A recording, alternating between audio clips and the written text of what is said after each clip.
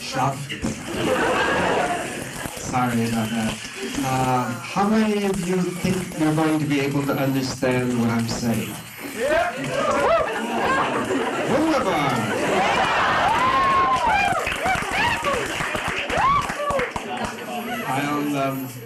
I'll try to talk slowly, and we do have an interpreter though, so anything that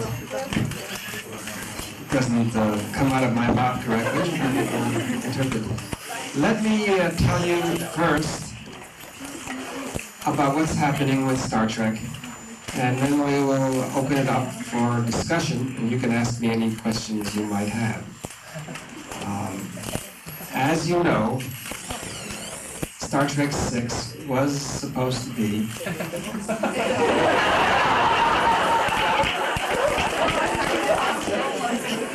our last movie. My feeling is, and I don't mean to make this a sad occasion, but my feeling is that it will be our last movie. I don't have that on any authority. Nobody from the studio whispered in my ear and said, Walter, this is it. However, from a point of view of logic, it appears, and I'm sorry I had to use that word, it appears to me that we are through making Star Trek films. The only mitigating factors, the only reasons why that may not be true, have to do with both the success of Star Trek 6 and the circumstances that might prevent the Next Generation show from going forward with a Star Trek movie. Certainly the plan has been all along that the Next Generation would start making the movies when we finished. However, because there's going to be yet another television series, another Star Trek television series called Deep Space Nine, Star Trek Deep Space Nine, they have decided, they being the studio, have decided that they are going to extend the run of Star Trek The Next Generation. They intend to shoot 2 more seasons with that cast. We have an expression in the United States called piggyback. They would like to be able to piggyback the Deep Space Nine onto Star Trek The Next Generation, use its success and its strength to launch this new series. Consequently, they will not be available, the Next Generation folks will not be available to make a new Star Trek movie for at least 3 years. 2 years because they'll be shooting their own series, and then a year to create and to build some interest from the public for a new Star Trek movie with this cast. It's very difficult to sell the public on the idea of doing a movie and with the same people who you've been seeing Star Trek with for free on television, and then suddenly asking the audience to pay $7.5, $8 in the States for the privilege of seeing that same cast in a motion picture. So we're looking at least 3 years down the line before they would start making another Star Trek motion picture with the Next Generation. And it is moot, it is of some question whether the studio would want to wait that long. Star Trek is a money-making cow.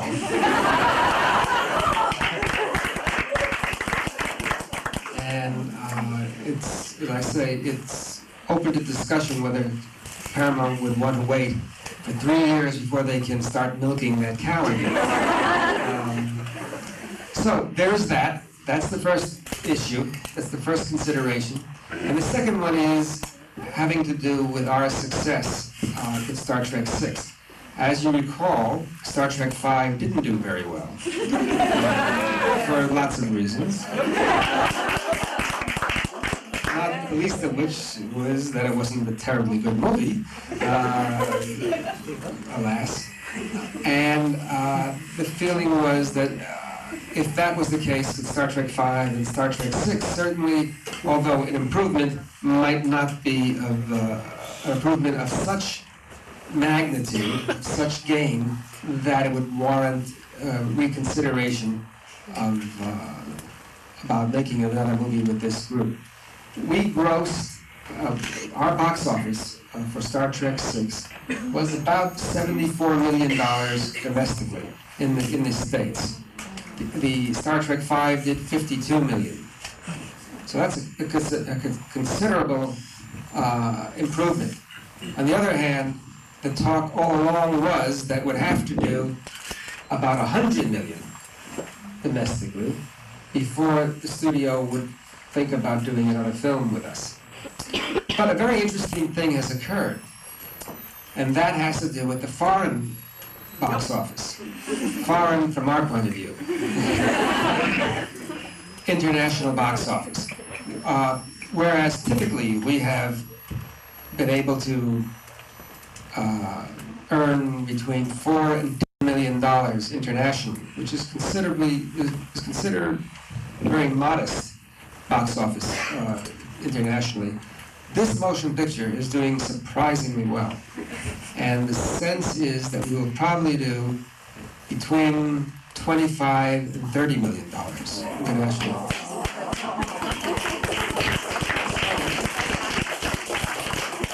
There's that magic number of 100 million.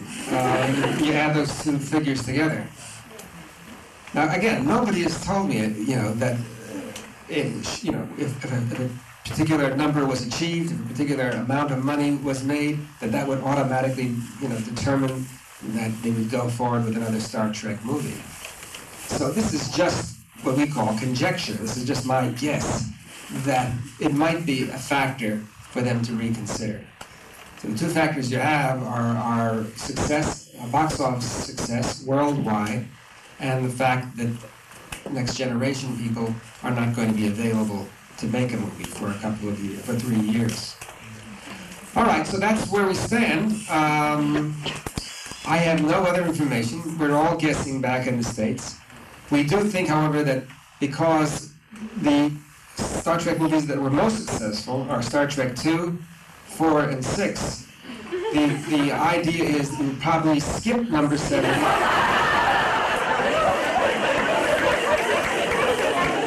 You're ahead of me. Right, like the Beethoven symphonies. All right, why don't we open it up for any question? And if at any time anybody says they don't understand what I'm saying or want a clarification, I will thrust the microphone in this direction. And we will get an interpretation in your language. Okay. Kurze Zusammenfassung, was bisher war. Zunächst ein bisschen was über die Zukunft von Star Trek und dann kommen die Fragen. Also er hat gesagt, dass seine persönliche Meinung war ursprünglich, und das war auch so geplant, dass Star Trek 6 der letzte Film gewesen wäre. Und er dächte auch, dass es der letzte Film gewesen wäre, aber es gäbe gewisse Faktoren, die darauf hindeuten, dass es doch anders sein könnte.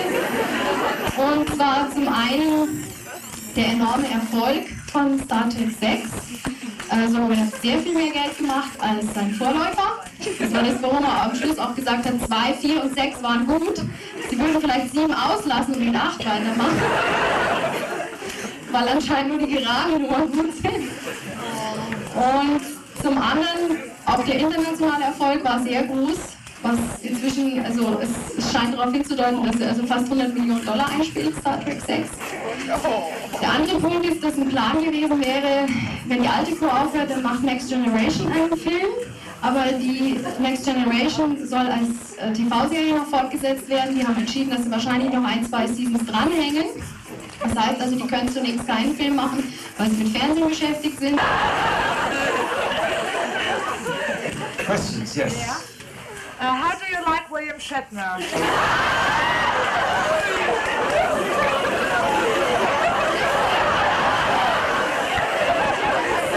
I just have to answer. What does it say? You just have to answer. Ich habe extra, um ehrlich, mir diese Frage eigentlich auch, falls keiner Anfang so überlegt habe, diesen Ausschnitt aus einer deutschen Zeitung.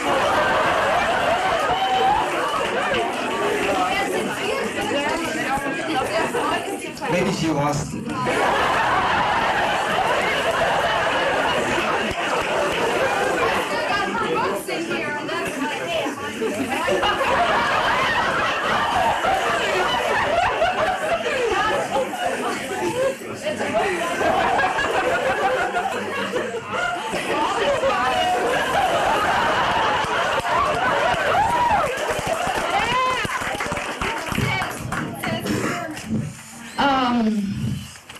That Scotty James Doohan said Shatner is a conceited, arrogant, idle idiot. And Checkov Walter Koenig also doesn't like him very much. He says Bill is a terrible egocentric, and he only respects and loves himself. That's what it says. I'm only translating. And William Shatner said, well, there are planets and small satellites rotating helplessly around those planets. And they say that in contrary, everybody likes Leonard Nimoy. Also, soll ich das Deutsch auch lernen?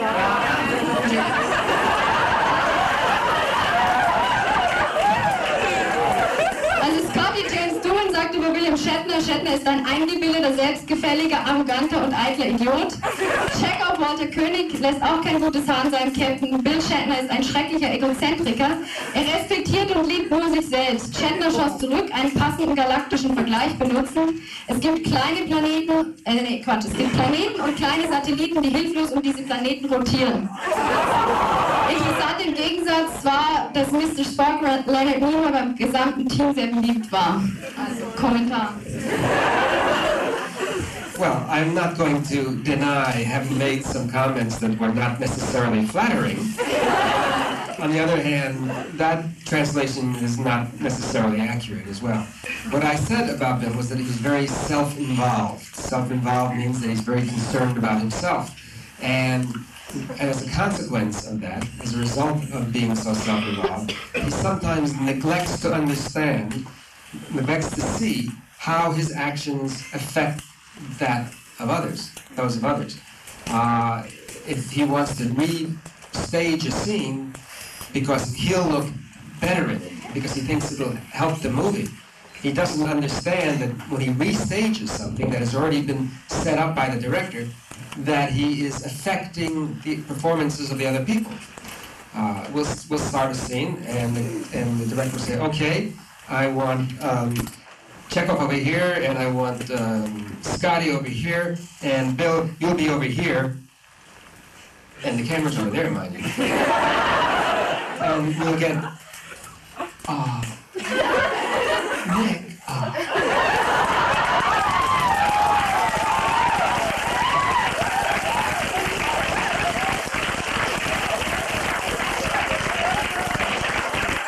There'll be a little conversation, a little whispering conversation, and before you know it, Scotty is over here, Checkov's over here, and Bill's over here. That's the kind of thing that constantly happened on all of the movies, with the exception of the movies that Leonard directed. He knew better. They had a kind of an agreement between them that prevented Bill from restaging the scene. They respected each other, but almost nobody else. Now that isn't to say that he's a mean person. Bill Shatner is not a mean person. He's not a bad guy. He is, to a degree, an insensitive person because he is so involved with his own performance and his own position in the movies. But he doesn't go out of his way to be, to be unpleasant. He doesn't enjoy having a negative effect on people. It's just as a result of what he sees as important to the film's success and his success. I hope you understand the distinction, because he doesn't have a mean spirit. He's not by nature a bad person. He's just so self-absorbed, so much involved with himself. Why are you laughing? Okay.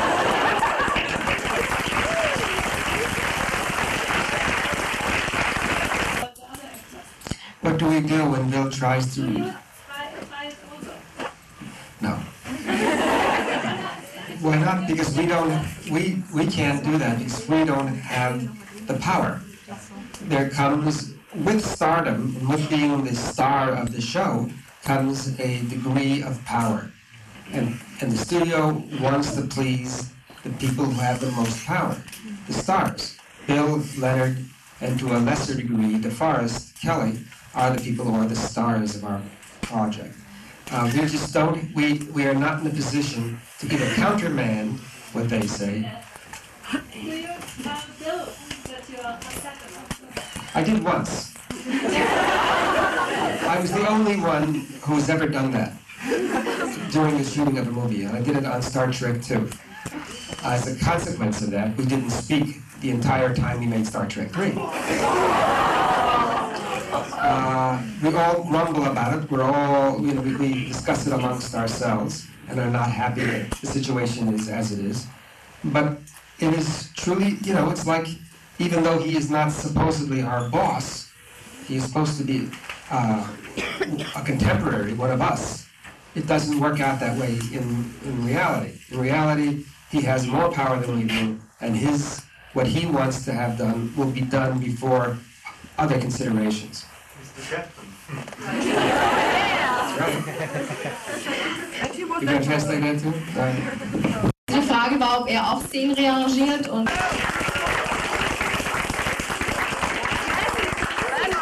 I think it has developed and grown over the course of its life, and it has developed into a very interesting television series that stands on its own. I have a certain proprietary, certain territorial interest in liking Star Trek, the classic, better.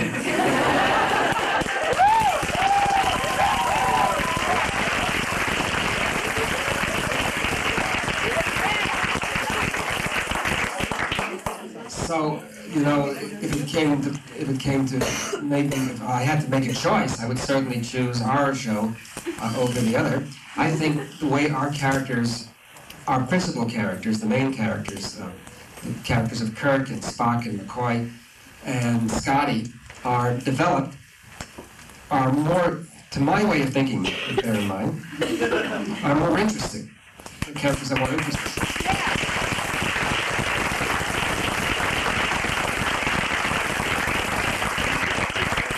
That isn't to say that I don't think the actors on Next Generation are as good. I think they're excellent actors. They're very talented people. But the way their characters have been written has not given them the opportunity to develop and to be as entertaining as the characters they portray as they could be. I just think that is a product of the way the show was written and a very conscious determination that that they have in the writing, that they will have different objectives and different goals that will perhaps prevent them from expanding and developing and being as dimensional as characters as those of our principal people were. I hope that makes sense to somebody. I'm not sure it makes sense to me.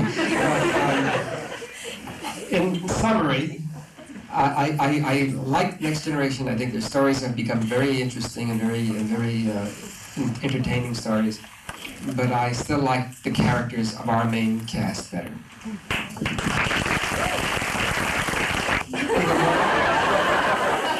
Yeah, I thought that was... I enjoyed making Star Trek for more than any of the other films. I really had a good time. I love the fact that we went on location. Location means we left the studio.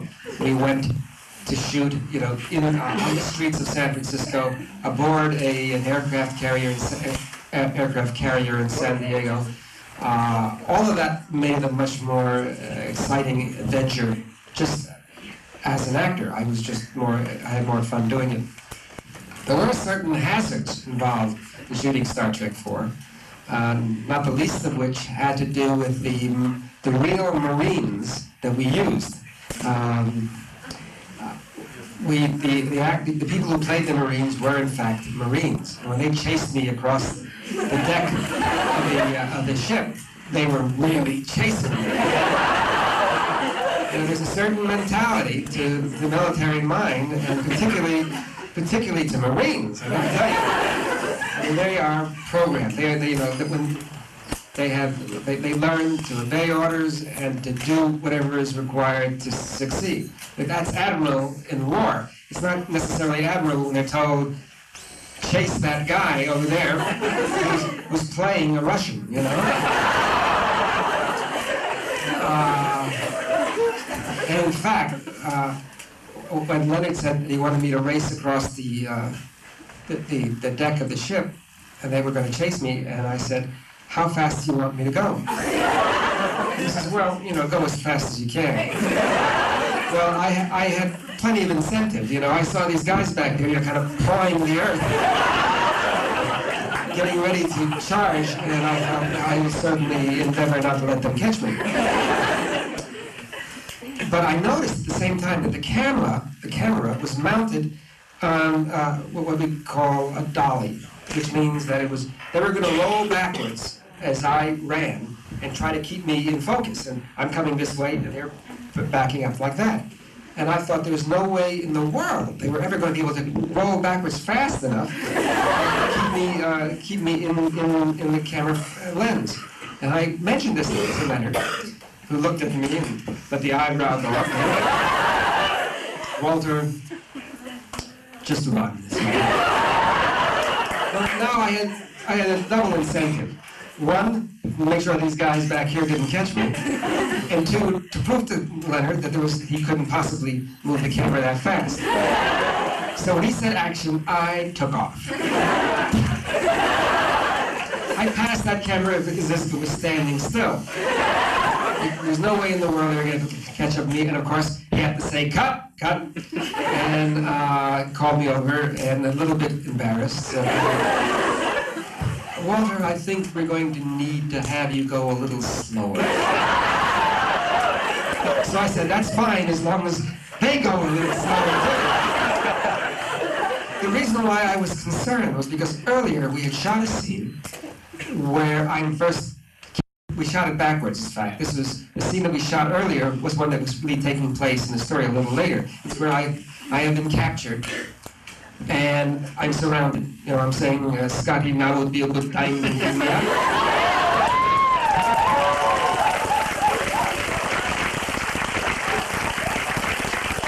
Well, at that point, they had these real Marines standing around, and the assistant director said to one young man, one of these real Marines, who's the button-looking man, you know, and said, okay, what I want you to do is when the camera starts to roll, I want you to aim your rifle at this man.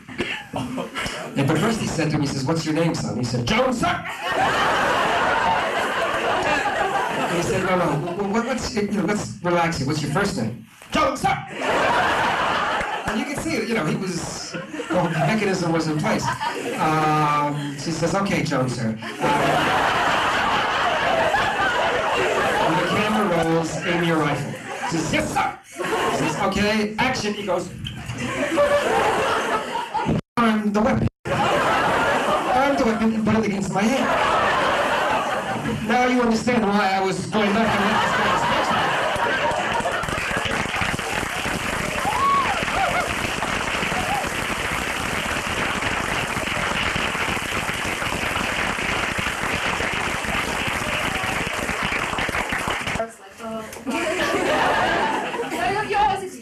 oh well, we blow up, we will all die in 1 minute or something like that. Is it a character part, or are you personally optimistic? Yeah. I don't. That's an interesting question. I don't think I've ever been asked that before. I don't think by nature I am an optimistic person. I generally can. I think I have a sense of humor about life, but at the same time, I generally expect the worst to happen. You know, when you're an actor for as long as I have been, that generally does happen. The worst generally does happen somewhere along the line. It is a tough business to be in, to be an actor. There's a lot of disappointment in being an actor. And although the highs, the good times are you know, extraordinarily good, better than most people experience. the lows, the times when things go bad, are also very, very profound. They can be very painful.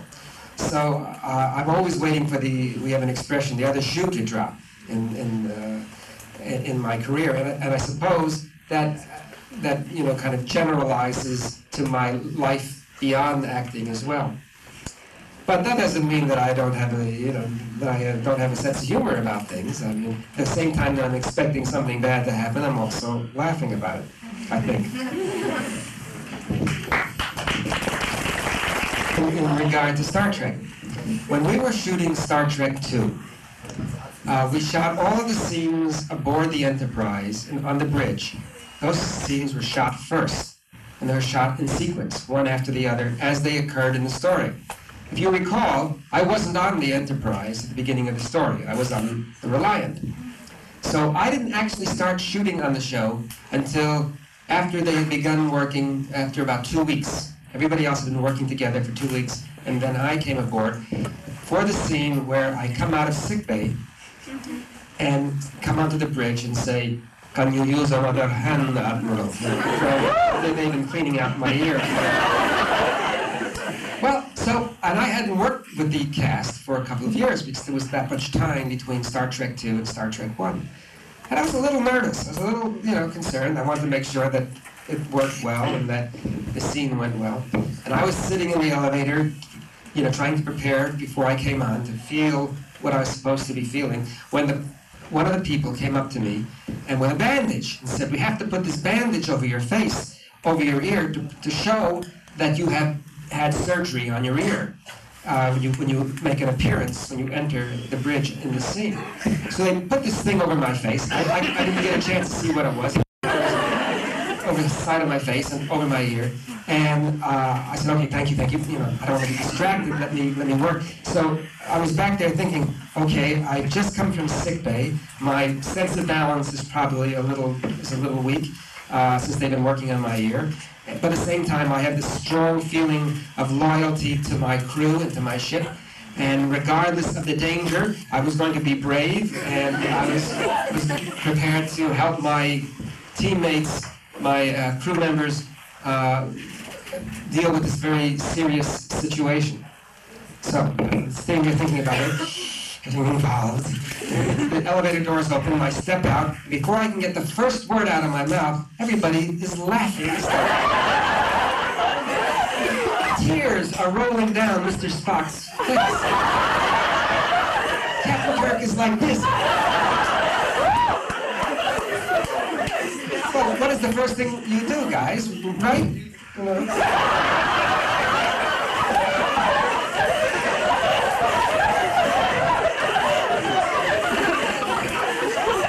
I was really upset, I mean, this is my big moment and everybody is laughing.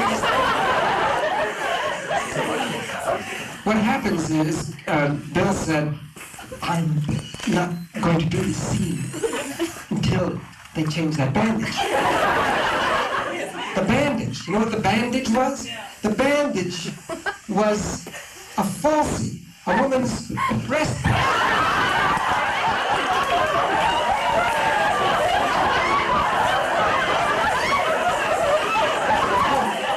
It's what you put into the bra to make.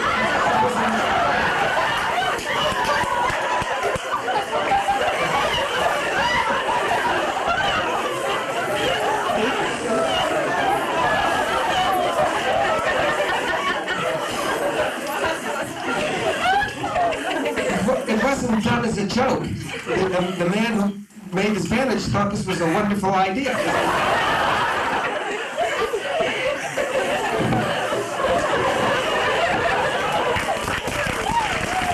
Moontrap. What do I think about it? Yes. I had a very good time making Moontrap. It was a wonderful experience for me. We made that movie on a very low budget. It was only like $1.5 million, which is very, very small budget. Star Trek, cost $28 million. We made that for $1.5 million. There were certain problems with the film, to be sure. Some of the some of the effects were a little obvious. I mean, the miniatures looked like miniatures. And the moon buggy that we used was obviously a toy. But all in all, I think we did a very good job with as little as we had to work with. In fact, the picture did very, very well. It was not released theatrically in America. It was only released on videotape.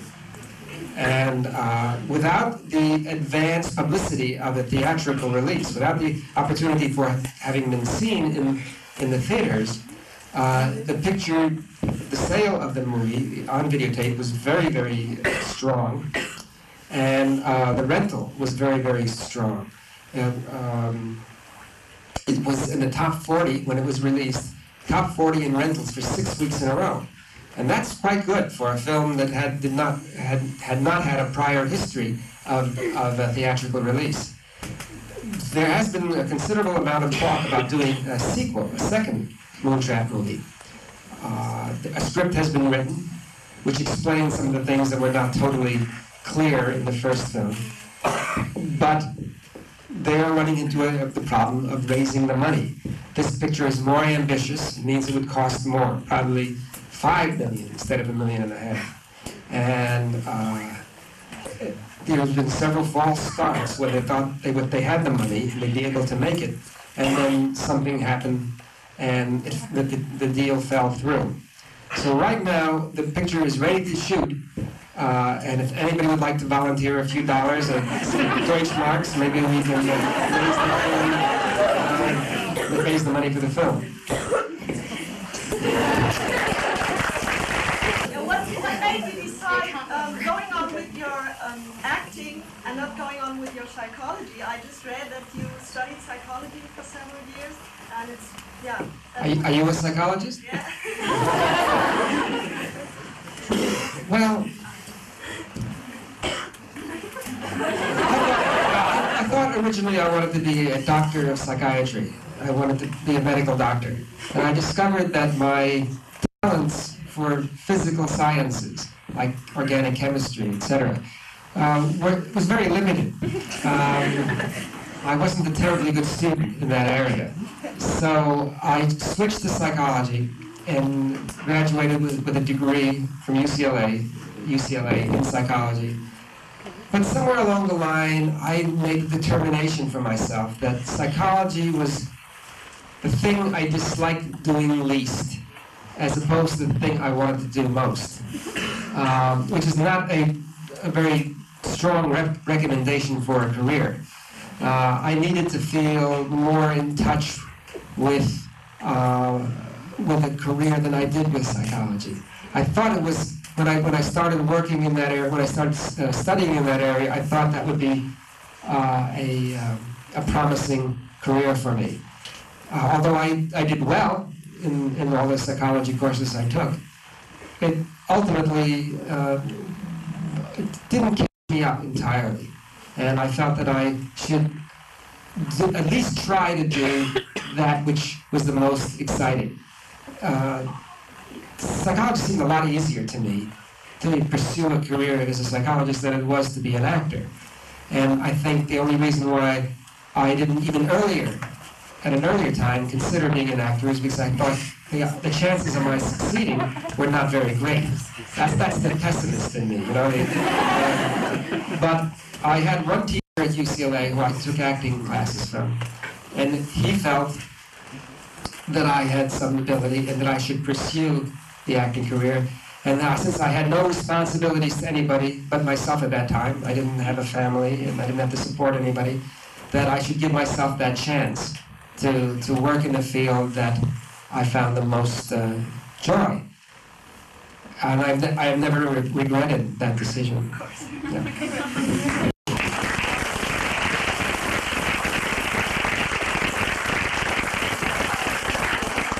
Here it reminds me of a story that has to do with George Takei. I don't know if you've ever heard George. George is a delightful man. He has a very distinctive way of laughing. You know? A very distinctive way of laughing. It's, oh. We did a cruise. All the Star Trek cast went on a cruise. on the west coast of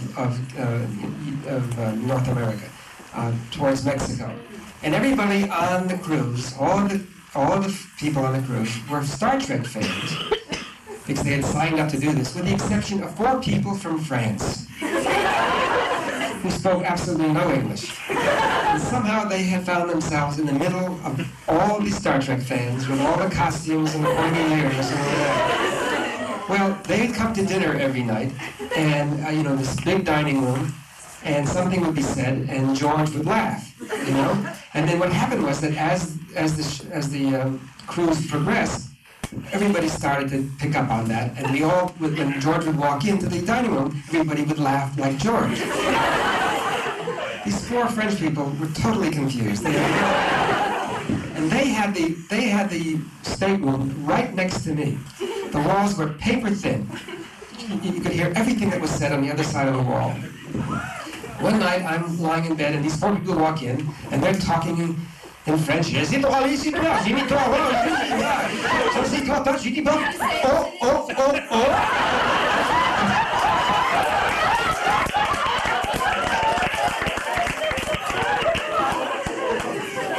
heard this crazy American was laughing and they had no idea what was going on. They didn't know what that meant.